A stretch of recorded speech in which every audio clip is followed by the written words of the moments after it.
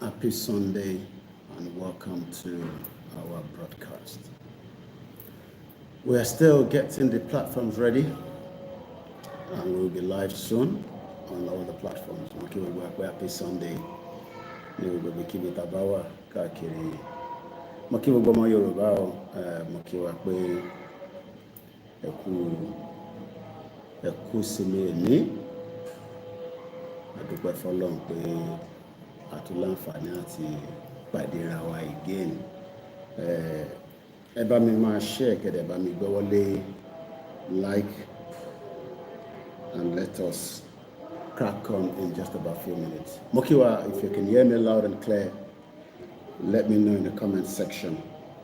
Happy Sunday. Yoruba Nation continue. Inini 13th. So this is a live broadcast. It's a very important broadcast as well. Quite a lot we can share today. Eba mi ma share. Yoruba Nation Awareness continuing with Koikimedia live. In the 13th of April 2025.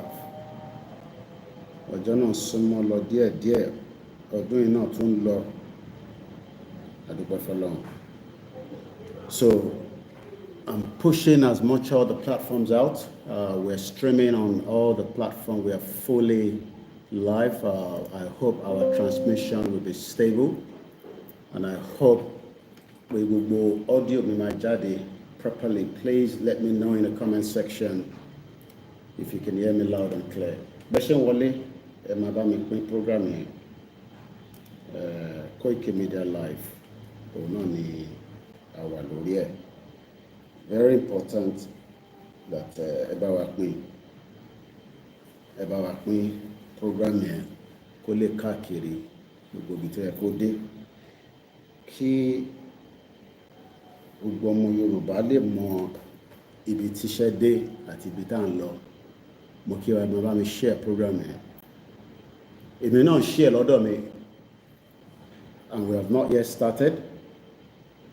I should warm up me. It's going to be a long broadcast, so tẹ́ bá ní data ìtẹ́wà ní Nigeria, mo bẹ̀ yín bí a kẹ́ra data àbí kẹ́ ṣe sùúrù kẹ́ lọ join wa lórí MixLR.